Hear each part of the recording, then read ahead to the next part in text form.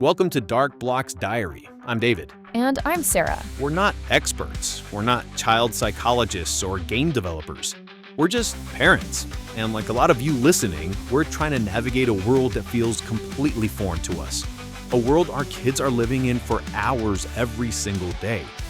We're talking about Roblox. David, I have to be honest. I'm really struggling. Last night was bad. What happened? It was Leo. Dinner was ready. I called him, same as always.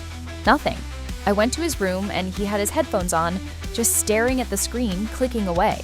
I tapped his shoulder and the way he jumped, it was like I'd woken him from a trance. I know that look. And the anger, instant anger. He yelled at me, "I can't pause it, you're going to make me lose." I tried to explain that dinner was getting cold, that the family was waiting. He looked right through me. His eyes were glued to the screen. I ended up just leaving his plate outside his door. I felt defeated. Yeah, we had a similar scene with me on Saturday. We were supposed to go to the park, something she used to love. We told her she had 10 more minutes on the tablet. The 10-minute warning, the classic. Right, and when those 10 minutes were up, it was a full-blown meltdown. Peers screaming that we were ruining her life, that all her friends were in this game and now she was going to be left behind.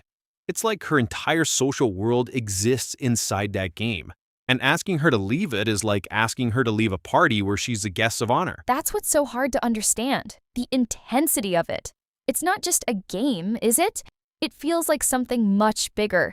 You remember when Leo was obsessed with his Legos? Of course.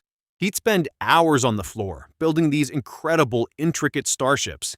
He was so focused, so creative. He was, and he loved showing them to us. He was proud of what he made with his own hands. Now those Lego bins haven't been opened in months. They're just gathering dust under his bed. It's the same with Mia and her drawing. Her sketchbook used to be attached to her.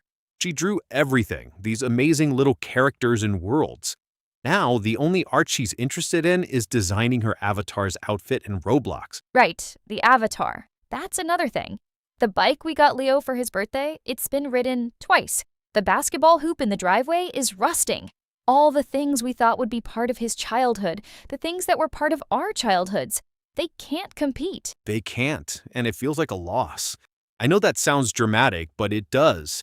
It feels like we're losing a part of them to this digital world that we have no access to and barely understand. I remember building forts in the woods, spending entire afternoons just being outside.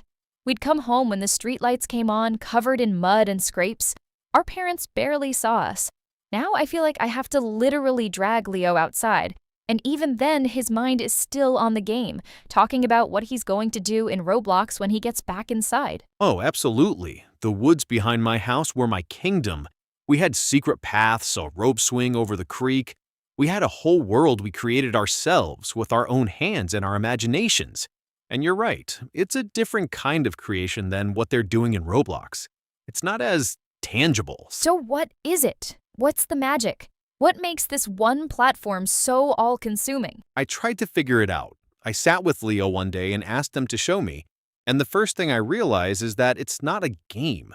Roblox isn't a game, it's a universe of millions of games. A universe. Exactly. One minute he's working in a pizza shop, the next he's escaping a prison, then he's adopting a digital pet or competing in some crazy obstacle course. The variety is endless. If he gets bored of one thing, there are a million others waiting. It's a constant stream of novelty. So it never gets old. And it's designed to be that way, isn't it? I was reading about this, about how these games are built by experts to keep our kids engaged. Every little reward, every new level, it's like a little hit of dopamine. It's a constant feedback loop of rewards that the real world just can't compete with. Never. And then there's the social piece. This is the part that worries me the most, I think. All of us friends from school, they don't go to the park to meet up anymore.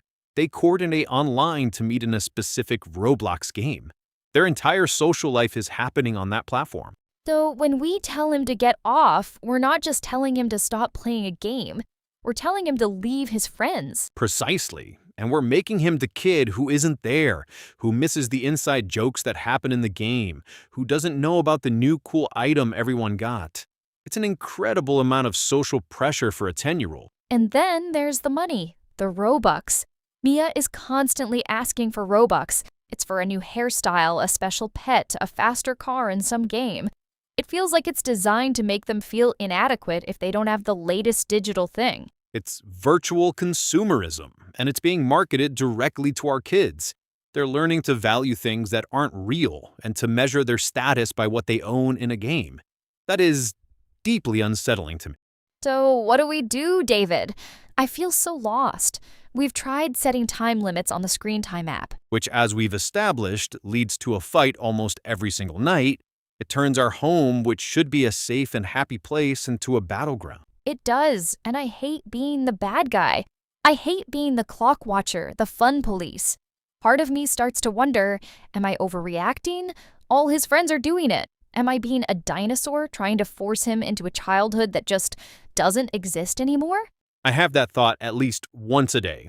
But then I see Mia's posture after she's been hunched over the tablet for 2 hours. I hear the way she talks about nothing else.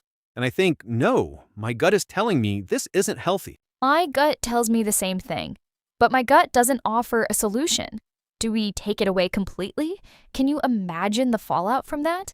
He would be completely ostracized by his friends. I know, it feels like an impossible choice. You either let them dive into this world you don't trust, or you risk isolating them from their peers. There's no easy answer. I just feel like I'm failing. I feel like I don't know how to parent in this new reality. Me too. I really do. Every day is just damage control, trying to find a balance that doesn't seem to exist. And the whole time, I'm just worried about what this is doing to their brains, their development, their ability to just be bored, to be creative in the real world. The ability to be bored. That's it, isn't it? Boredom is where creativity comes from. It's when you pick up a pencil or a Lego because there's nothing else to do. And they're never bored, not for a second. There's always another game, another world, another shiny thing to chase. And I don't know how to pull them back. We don't have an answer to wrap this up with. There's no 5-step plan to solve the Roblox problem. If there was, we wouldn't be recording this. No, all we have is the worry and the uncertainty. But maybe that's the point of this, just talking about it, acknowledging how difficult this is, and how powerless it can make you feel as a parent. And our hope is that we're not the only ones feeling this way. We can't be. So, if you're listening, if any of this sounds familiar, we'd genuinely love to hear from you. What are your experiences? Have you found anything that works? Are you just as lost as we are? Leave a comment below. Let's talk about it, because right now, a conversation feels like the only thing we have. Thanks for listening to Dark Block's Diary.